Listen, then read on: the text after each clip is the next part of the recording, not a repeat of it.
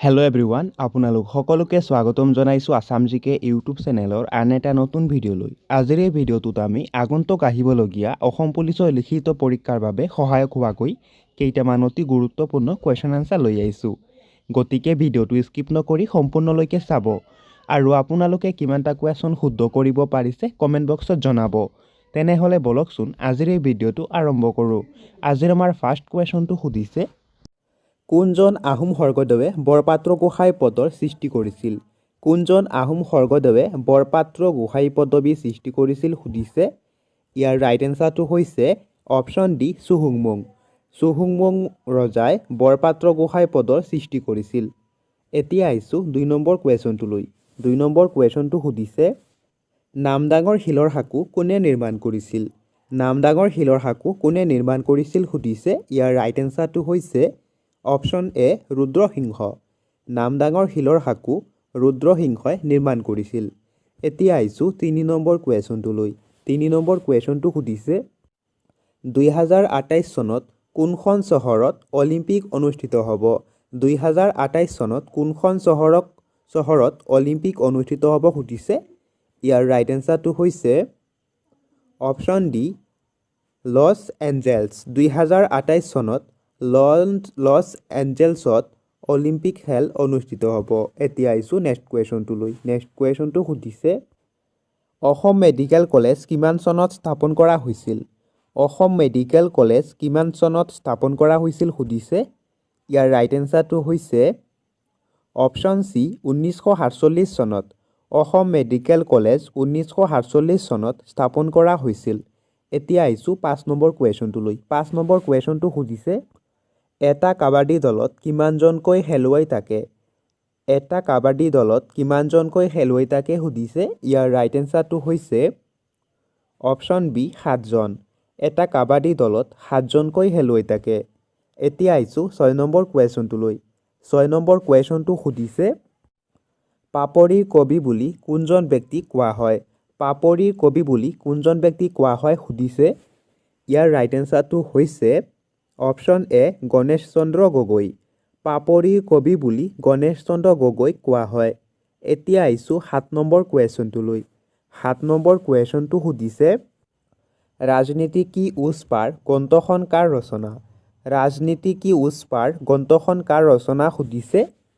ইয়াৰ right এনচাৰটো হৈছে option C, Atal Bihari Vajpayee. ৰাজনীতি কি উচ পাৰ গ্ৰন্থখন অটল বিহাৰী বাজপেয়ীয়ে ৰচনা কৰিছিল। এতিয়া আহিছোঁ ৮ নম্বৰ কুৱেশ্যনটোলৈ। ৮ নম্বৰ কুৱেশ্যনটো সুধিছে, কোনখন ৰাজ্যক ভাৰতৰ চুগাৰ বল বুলি কোৱা হয়? কোনখন ৰাজ্যক ভাৰতৰ চুগাৰ বাউল বুলি কোৱা হয় সুধিছে। ইয়াৰ ৰাইট এনচাৰটো হৈছে অপশ্যন এ, উত্তৰ প্ৰদেশ। ভাৰতৰ উত্তৰ প্ৰদেশ ৰাজ্যক চুগাৰ বল বুলি কোৱা হয়। এতিয়া আহিছোঁ ৯ নম্বৰ কুৱেশ্যনটোলৈ। ৯ নম্বৰ কুৱেশ্যনটো সুধিছে, যাদৱ পায়েঙে নিজ হাতে ৰোপণ কৰা অৰণ্যখনৰ নাম কি? যাদৱ পায়েঙে নিজ হাতে ৰোপণ কৰা অৰণ্যখনৰ নাম কি সুধিছে। ইয়াৰ ৰাইট এনচাৰটো হৈছে অপশ্যন চি, মোলাই কাটনি। যাদৱ পায়েঙে নিজ হাতে ৰোপণ কৰা অৰণ্যখনৰ নাম হৈছে মোলাই কাটনি। এতিয়া আহিছোঁ ১০ নম্বৰ কুৱেশ্যনটোলৈ। ১০ নম্বৰ কুৱেশ্যনটো সুধিছে, অসম দিৱস কিমান তাৰিখে পালন কৰা হয়? অসম দিৱস কিমান তাৰিখে পালন কৰা হয় সুধিছে। ইয়াৰ ৰাইট এনচাৰটো হৈছে অপশ্যন বি, ২ ডিচেম্বৰ। অসম দিৱস ২ ডিচেম্বৰ তাৰিখে পালন কৰা হয়। এতিয়া আহিছোঁ ১১ নম্বৰ কুৱেশ্যনটোলৈ। ১১ নম্বৰ কুৱেশ্যনটো সুধিছে, কোন চনত ভাৰতৰ বন সংৰক্ষণ আইন গৃহীত কৰা হৈছিল? কোন চনত ভাৰতৰ বন সংৰক্ষণ আইন গৃহীত কৰা হৈছিল সুধিছে। ইয়াৰ ৰাইট এনচাৰটো হৈছে অপশ্যন এ, ১৯৮০ চনত। ১৯৮০ চনত ভাৰতৰ বন সংৰক্ষণ আইনখন গৃহীত কৰা হৈছিল। এতিয়া আহিছোঁ ১২ নম্বৰ কুৱেশ্যনটোলৈ। ১২ নম্বৰ কুৱেশ্যনটো সুধিছে, ভাৰতৰ সৰ্বনিম্ন জনসংখ্যা থকা ৰাজ্য কোনখন? ভাৰতৰ সৰ্বনিম্ন জনসংখ্যা থকা ৰাজ্য কোনখন সুধিছে। ইয়াৰ ৰাইট এনচাৰটো হৈছে অপশ্যন চি, ছিক্কিম। ভাৰতৰ সৰ্বনিম্ন জনসংখ্যা থকা ৰাজ্যখনৰ নাম হৈছে ছিক্কিম। এতিয়া আহিছোঁ ১৩ নম্বৰ কুৱেশ্যনটোলৈ।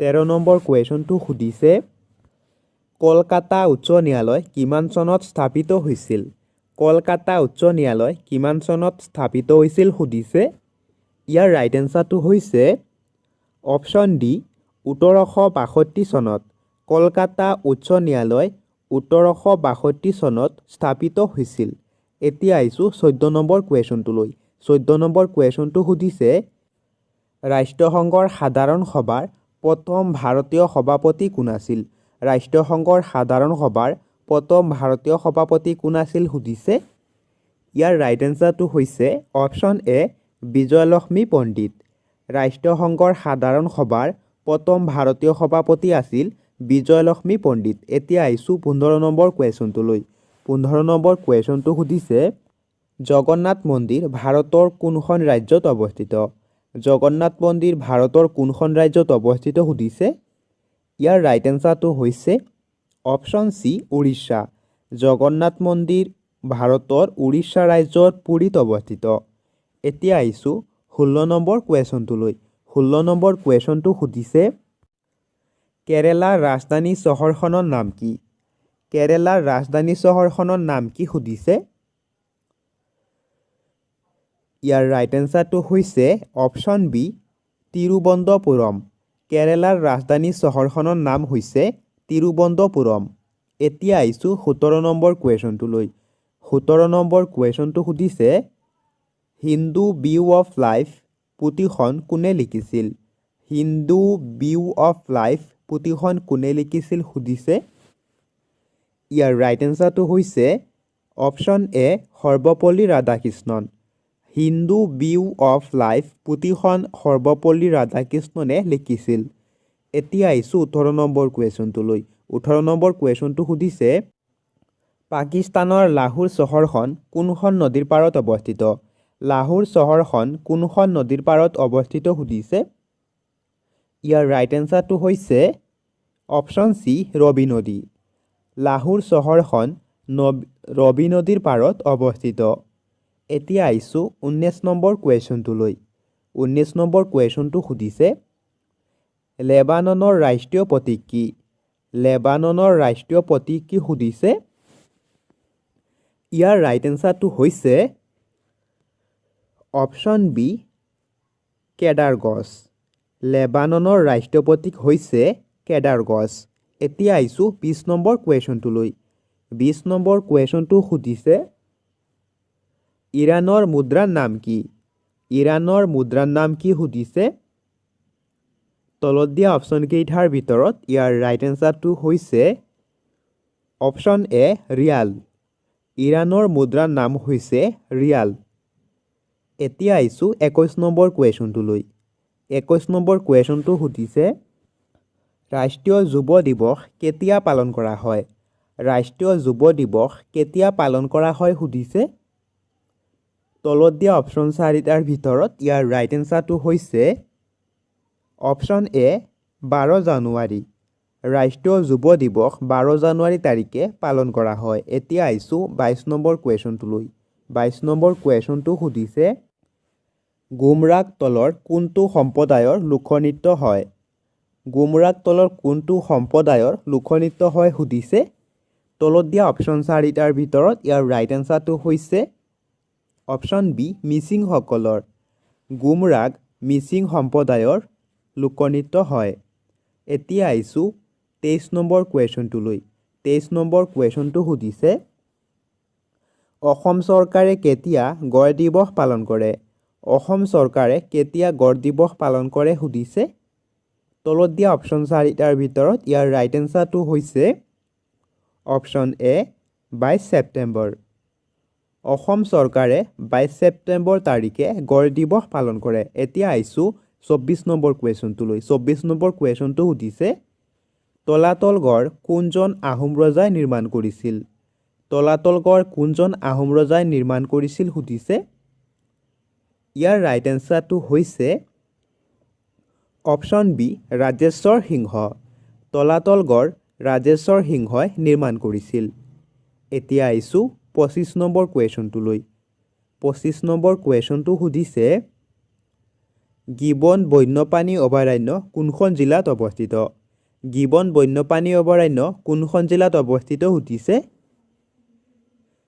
ইয়াৰ ৰাইট এনসাৰটো হৈছে অপশ্যন এ যোৰহাট জিলাত গিবন বন্যপ্ৰাণী অভয়াৰণ্য যোৰহাট জিলাত অৱস্থিত এতিয়া আহিছো 26 নম্বৰ কুৱেশ্যনটো 26 নম্বৰ কুৱেশ্যনটো 26 নম্বৰ কুৱেশ্যনটো পথৰুঘাটৰ ৰণ কোনখন ঠাইত সংঘটিত হৈছিল পথৰুঘাটৰ ৰণ কোন ঠাইত সংঘটিত হৈছিল সুধিছে তলত দিয়া অপশ্যন চাৰিটাৰ ভিতৰত ইয়াৰ ৰাইট এনসাৰটো হৈছে অপশ্যন বি দৰং পথৰুঘাটৰ ৰণ দৰংগত সংঘটিত হৈছিল এতিয়া আহিছো 27 নম্বৰ কুৱেশ্যনটোলৈ 27 নম্বৰ কুৱেশ্যনটো সুধিছে অসম সাহিত্য সভাৰ মুখ্য কাৰ্যালয় ক'ত অৱস্থিত অসম সাহিত্য সভাৰ মুখ্য কাৰ্যালয় ক'ত অৱস্থিত সুধিছে ইয়াৰ ৰাইট এনসাৰটো হৈছে অপশ্যন এ যোৰহাট অসম সাহিত্য সভাৰ মুখ্য কাৰ্যালয় যোৰহাটত অৱস্থিত এতিয়া আহিছো 28 নম্বৰ কুৱেশ্যনটোলৈ 28 নম্বৰ কুৱেশ্যনটো সুধিছে মহাত্মা গান্ধীয়ে প্ৰথম কেতিয়া অসম ভ্ৰমণ কৰিছিল মহাত্মা গান্ধীয়ে প্ৰথম কেতিয়া অসম ভ্ৰমণ কৰিছিল সুধিছে তলত দিয়া অপশ্যন চাৰিটাৰ ভিতৰত ইয়াৰ ৰাইট এনসাৰটো হৈছে অপশ্যন বি 1921 চনত মহাত্মা গান্ধীয়ে প্ৰথম 1921 চনত অসম ভ্ৰমণ কৰিছিল এতিয়া আহিছো 29 নম্বৰ কুৱেশ্যনটোলৈ 29 নম্বৰ কুৱেশ্যনটো সুধিছে কিমান চনত গুৱাহাটী বিশ্ববিদ্যালয়ৰ প্ৰতিষ্ঠা হৈছিল কিমান চনত গুৱাহাটী বিশ্ববিদ্যালয়ৰ প্ৰতিষ্ঠা হৈছিল সুধিছে ইয়াত অপশ্যন চাৰিটা দিয়া আছে এই চাৰিটা অপশ্যনৰ ভিতৰত ইয়াৰ ৰাইট এনসাৰটো হৈছে অপশ্যন এ 1948 চনত 1948 চনত গুৱাহাটী বিশ্ববিদ্যালয়ৰ প্ৰতিষ্ঠা হৈছিল এতিয়া আহিছো 30 নম্বৰ কুৱেশ্যনটোলৈ 30 নম্বৰ কুৱেশ্যনটো সুধিছে অসম বিশ্ববিদ্যালয় কোনখন ঠাইত অৱস্থিত অসম বিশ্ববিদ্যালয় ক'ত অৱস্থিত সুধিছে ইয়াৰ ৰাইট এনসাৰটো হৈছে অপশ্যন সি শিলচৰ অসম বিশ্ববিদ্যালয় শিলচৰত অৱস্থিত আৰু যিসকলে আমাৰ আগৰ পাঠটো চোৱা নাই সেইসকলৰ কাৰণে এই ভিডিঅ'টোত আগৰ পাঠটো দি দিছোঁ আপোনালোকে চাই ল'বা চড়ক পূজা কোনটো জনগোষ্ঠীয়ে পালন কৰে চড়ক পূজা কোনটো জনগোষ্ঠীয়ে পালন কৰে সুধিছে ইয়াৰ ৰাইট এনসাৰটো হৈছে অপশ্যন এ চাহ জনগোষ্ঠী চড়ক পূজা চাহ জনগোষ্ঠীৰ লোকসকলে পালন কৰে নেক্সট কুৱেশ্যন কেৰপাই শৰ্মা কোনজন ব্যক্তিৰ জন্মনাম কেৰপাই শৰ্মা কোনজন ব্যক্তিৰ জন্মনাম সুধিছে এই প্ৰশ্নৰ ৰাইট এনসাৰটো হৈছে অপশ্যন চি বিনন্দ চন্দ্ৰ বৰুৱা কেৰপাই শৰ্মা বিনন্দ চন্দ্ৰ বৰুৱাৰ ছদ্মনাম নেক্সট কুৱেশ্যন ভাৰতৰ কোনখন ৰাজ্য আটাইতকৈ দৰিদ্ৰ ভাৰতৰ কোনখন ৰাজ্য আটাইতকৈ দৰিদ্ৰ সুধিছে এই প্ৰশ্নৰ ৰাইট এনসাৰটো হৈছে অপশ্যন বি বিহাৰ ভাৰতৰ বিহাৰ ৰাজ্যখন আটাইতকৈ দৰিদ্ৰ নেক্সট কুৱেশ্যনটো সুধিছে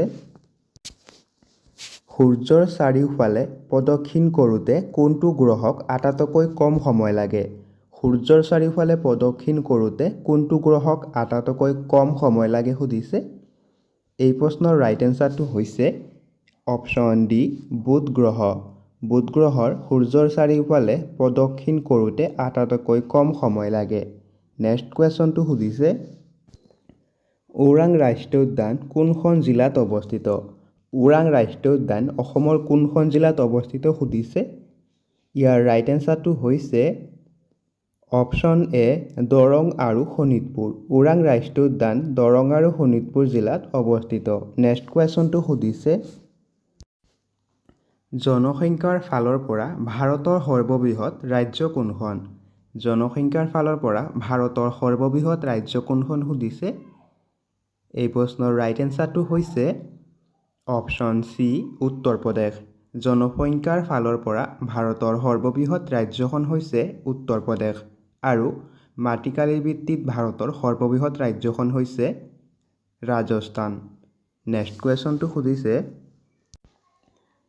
পৃথিৱীৰ প্ৰথম এভাৰেষ্ট বিজয়ী মহিলা কোন পৃথিৱীৰ প্ৰথম এভাৰেষ্ট বিজয়ী মহিলা কোন সুধিছে ইয়াৰ ৰাইট এনসাৰটো হৈছে অপশ্যন বি জানকু টাবেই পৃথিৱীৰ সৰ্বপ্ৰথম এভাৰেষ্ট বিজয়ী মহিলাজন হৈছে জানকু টাবেই আৰু ভাৰতৰ প্ৰথম এভাৰেষ্ট বিজয়ী মহিলাজন হৈছে কুমাৰী বাসেন্দি পাল এতিয়া আহিছোঁ নেক্সট কুৱেশ্যনটোলৈ নেক্সট কুৱেশ্যনটো সুধিছে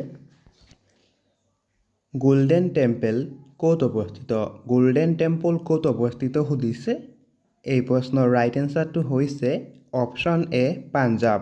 গোল্ডেন টেম্পল পাঞ্জাৱ ৰাজ্যৰ অমৃতসৰত অৱস্থিত।